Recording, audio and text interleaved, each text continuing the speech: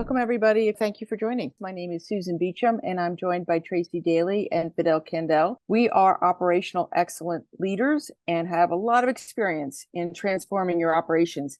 Operations can go beyond what people typically think of, maybe manufacturing or standard operations, to include other functions and how processes are done that cross functions.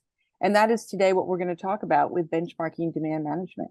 So without further ado, I'm going to hand it over to Tracy and ask Tracy to share some of your research and an awesome tool we have for benchmarking. Thanks, Susan. All right, so by way of a quick introduction, I'm an engineer by training. I've spent the first half of my career in technical roles, doing R&D, capital work, manufacturing, and the second half of my career in the commercial roles, sales, marketing, and product management. On the commercial side, one of the things that really grabs my heart is demand management. And I love demand management because of its cross-functional nature. One of the first steps in trying to drive improvement in demand management is to understand your current capability. And that's what we're going to be talking about today, about benchmarking that capability. In our webinar today, we're going to be first starting with why do you want to benchmark? What's in it for you? Secondly, we're going to talk about how to go about benchmarking. And then I want to share with you a case study of a recent benchmarking effort involving a pretty complex situation and corporation. So let's start with higher level thought about benchmarking. So benchmarking, there's lots of different kinds of benchmarking, and you could be familiar with benchmarking your business against competitors, or maybe benchmarking one of your organizations against another internal organization, or even using performance criteria. Today, we're going to be focused on a functional benchmarking. We're going to use demand management as that function, and we're going to be focused on comparing that capability versus best practices. So I want to recognize that as you come today to talk about benchmarking, you may be an individual that's interested in upping your game on demand management, or you may be representing an overall team, maybe a team of demand planners or a team in a business that's looking to improve your capability in demand management. Either way, I hope you come away with the ability to know your next steps in getting started on benchmarking and improving demand management. So why do you want to do this? There's a lot of power in benchmarking. And it's not just about knowing where you stand versus best practices. It's even better than that. What you're really doing when you are doing your benchmarking is you're learning about the best practices that are out there. So when you are gaining insight into those best practices, you're learning new methods, you gain access to tools and approaches that other companies have used effectively. And that helps you to see where you should be heading next. And then when you benchmark against those best practices, you're understanding your own performance. By doing that, you can assess where you're strong and where you need to improve. And then quantifiably, hopefully, you can see where you currently stand so that as you improve, you're watching your quantified capability get better. So when we talk about getting better, it's not just about forecast accuracy. When you improve your demand management competency, you're also able to reduce the churn in your organization. So demand management goes across many functions and can whip stuff up and cause confusion, or can streamline multiple processes. You're going to be able to drive customer satisfaction and reduce your cost, get cost efficiency as you reduce that churn and improve the smoothness of your operations. The other thing you're going to gain are strategic insights. Because of the cross-functional nature of demand, you can look into how the business is performing, and hopefully you'll be able to gain insights that can drive decisions and resource allocation. So how do you get started? First, you're going to need to decide on the scope of your benchmarking effort. Are you going to be benchmarking individually, just yourself? Are you looking at a team? Are you looking at an entire business or product line? And then the other kind of scope question, are you just you assessing, or are you going to invite others to assess? You could actually invite your whole cross-functional team to participate in the assessment during benchmarking. The next thing you want to do is identify the best practices that you're going to use as those standards for your demand management. And you need to gain cross-functional alignment on those same standards, that's what good looks like. After you have that in line, you execute the assessment and evaluate the results. Hopefully, you're doing that in a way that's quantifiable and you can identify and prioritize your improvement areas and then gain those strategic insights that we talked about. The idea is that you want benchmarking to be simple and thorough. In the past, when I've had to do this, I've found steps 2, 3, and 4 to be rather tedious. And that's because I didn't have a clear way to get at the standards, the best practices. I engaged Oliver White, the Institute for Business Forecasting, many industry experts, even consulting firms. So I had plenty to draw on, but I needed to simplify all of that so that other assessors could run alongside and do the benchmarking with me. What I had wasn't readily shareable. So to simplify this assessment, I've incorporated all of these best practices and my experience into a rather simple tool that I'd like to share with you. I call it the diagnostic survey. Basically, what you're doing in the diagnostic survey is listing the best practices and then assessing where you stand in your organization against those best practices. So in the diagnostic survey, I have about 100 different attributes of best practices, which is why it's so complex.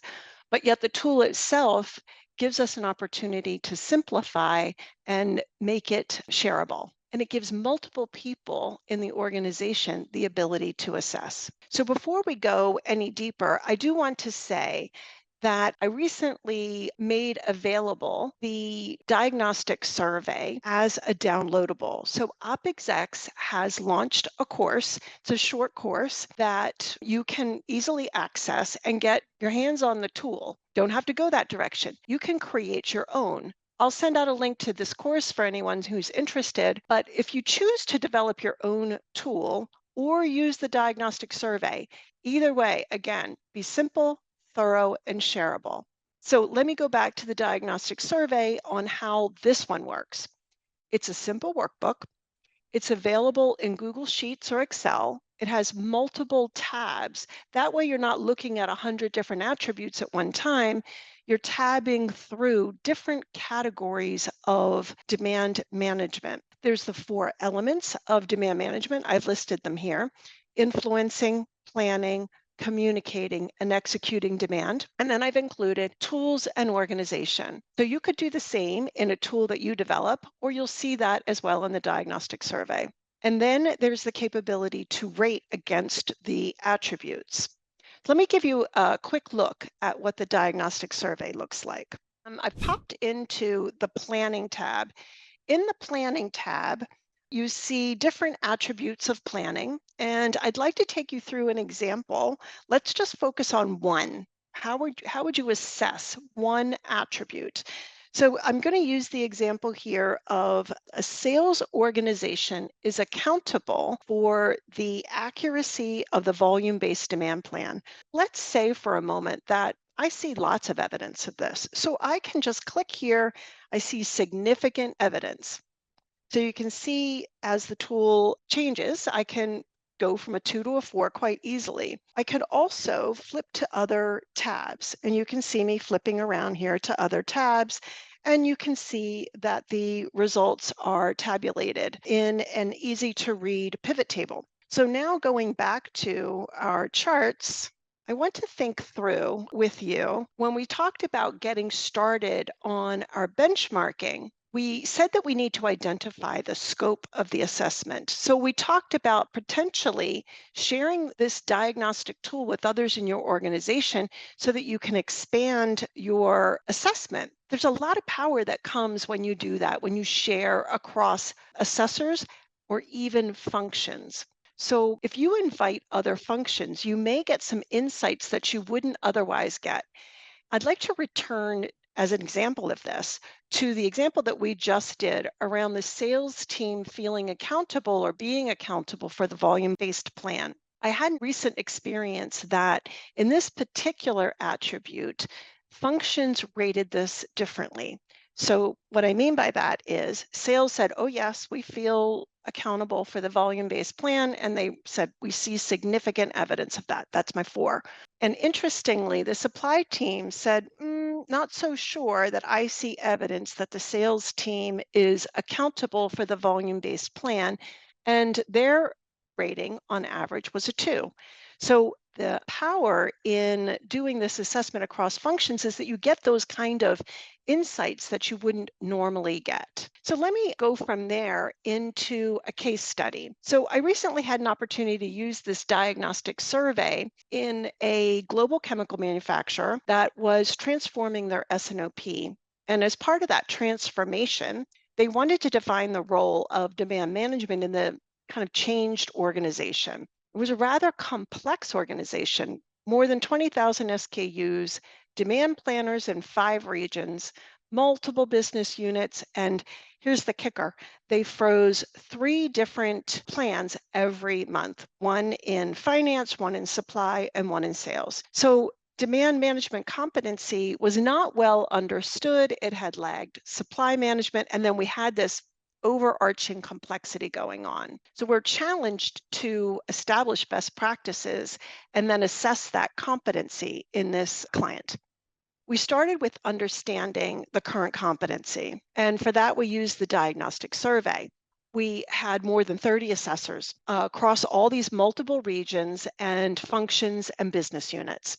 Then each individual used the diagnostic survey and did the assessment, probably took them 15 to 30 minutes. And then I met with each one in another 30-minute meeting so that we could go over some of the ratings. After all of that, we compiled the results to identify whatever improvement areas we could find and look for those insights, the strategic insights that we talked about.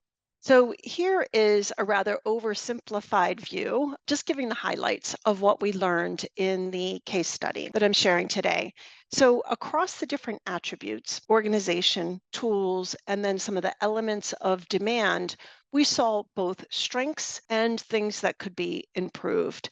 And so here I've highlighted in orange the areas for improvement. So remembering though that this is just a rather simplified view, there's a lot of data behind all of this. In the end, I'm going to highlight 4 improvements that the client decided to focus on. One is to bring in statistical forecasting into the demand planning. Importantly, they also looked to move some of the order prioritization work from sales to demand planners. Demand planners took the heavy load of that order prioritization, still taking guidance from sales because it's important that sales be included in understanding how the customers are being treated. There was also an upgrade to the sales forecasting tool because they heard from the sales team that the tool itself was difficult to use when offline. So that was important to capturing good forecasting. And then lastly, the organization is building a central demand management competency, which is often missing in corporations. So I did say that this summary is fairly oversimplified in identifying the improvement areas. You may find that when you do this assessment, you've got lots of things that you want to do, lots of places you want to go, and problems you want to tackle. It's not an unusual problem when you're doing improvement work to have, more stuff to do than you have time to do. So, Fidel, you recently had some experience with this, and I was hoping you'd be willing to talk a little bit about how you tackle the problem of prioritizing when you've got a lot of good things you want to work on. When teams brainstorm ideas to address a root cause, it's very common for them to come up with many potential solutions. Now, this falls under the category of it's a good problem to have, but the next question is now what? How do we then pare down that list of ideas to the most critical ones that we want to pursue? And this is where a very simple matrix can help to prioritize the solutions into smaller buckets. Now, we've created a free 12-minute course on the concept of what's known as the impact versus effort matrix. And that helps to explain how to go about identifying which solutions you want to go after first, second, third, and so on. But in a nutshell, what you'll do is you'll create a matrix with one variable being the impact that the solution will have towards eliminating a root cause. And it uses a simple 1 to 10 scale. Likewise, the other variable is how much effort it will take to complete that solution. And by this, we mean how many resources, such as time, money, people, they're going to be required. Again, using a 1 to 10 scale. So what you're going to do is you're going to plot each idea on this matrix. If the solution has a low effort but high impact, then this typically will fall into that green zone, which is your low-hanging fruit. You do these first. The medium impact, medium effort falls in the yellow banded area. And for these, usually what you'll do is you'll get your team together and you'll assess which ones you're going to work on next. And it's usually based on several criteria such as resources available, funding, etc. And finally, these ideas that fall into this red banded area, it doesn't automatically mean that you should not do them or stop. That's not what it means here. It just simply means that you probably will consider dropping those because you're not going to gain much from them, but they might be your last resource. Ideas that have a high impact and a high effort, that can be treated a little bit differently. These are what you call your high risk, high reward ideas, and they may be great. You may get a lot of benefit out of implementing these, but they just might take longer because it's going to require more funding, more people. This may be your long-term range kind of ideas, right? But they might still be considered to be worthwhile. So anyway, when you see the link down there, if you go to this link, you'll get to the much more detailed course in the short time that we have here, Tracy. That's what I would recommend for folks is to implement an impact versus effort matrix. Thanks, Fidel. I got to say, I love this tool and I love how you've done the banding because often if you just do a 2x2, which is more of a traditional view of this kind of tool, you get stuck when something's just on the edge of one quadrant versus another. And this view eliminates that. And I find it to be one of my go-tos. So thanks for sharing that. So in an overview, what we've done today is we've talked about benchmarking, why it's an important first step when you're trying to improve your demand management, how you want to take those first steps into benchmarking using a simple but thorough tool. And then we reviewed a case study that resulted in real changes to demand competency in a very complex organization. Yeah, I've got a question here, Tracy. What would you consider to be the most important practices that you look for when assessing for competency? Not all of the 100 attributes that are included as best practices are treated equally, right? Some that you can say, oh, this one's not as critical as the others. The ones that jump out for me are a company team needs to have multiple views of demand. I call it the multi-view. So you're not just looking to the customer or the sales team to tell us what the next demand forecast is going to be.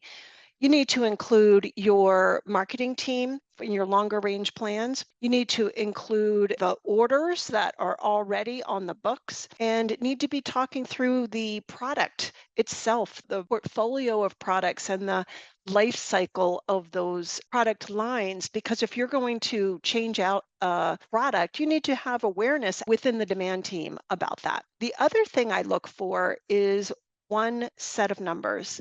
So I was mentioning in this case study that the organization used 3 sets: finance froze a plan, supply froze a plan, and sales froze a plan. For me, that's a big red flag. There should be one set of numbers that everybody's working off of, and that's what begins to reduce the churn and complexity that's happening across the functions. And the other piece I look for is that demand planners are involved in the execution, in the order prioritization work. And we talked a little bit about that today. It's a Yeah. two-edged sword here because you have to incorporate, as you stressed, a multifunctional team.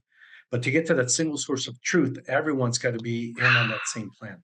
And that's the really hard part because demand is one of the few areas that crosses so many different teams and functions, and not everybody has the same view of what good looks like. So if you go back to when we were talking about the steps for benchmarking, that alignment on what good looks like for demand is really important. I've been in situations where people don't agree, and it can get ugly until you drive that agreement.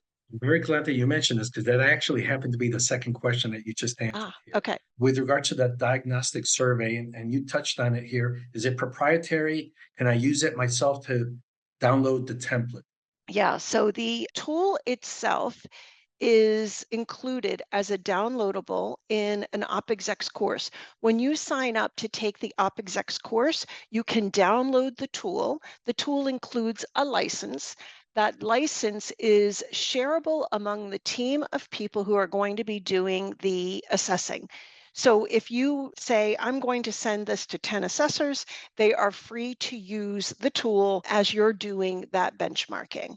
Well, I have one question for both of you, and I want to ask this question because in my experience, I'm thinking about your banded matrix, Fidel, the impact versus effort matrix. I find teams often want to just run right through doing things that have low impact but are low effort. And they put that at the top of their action planning list and they keep talking about them because the other things are too hard.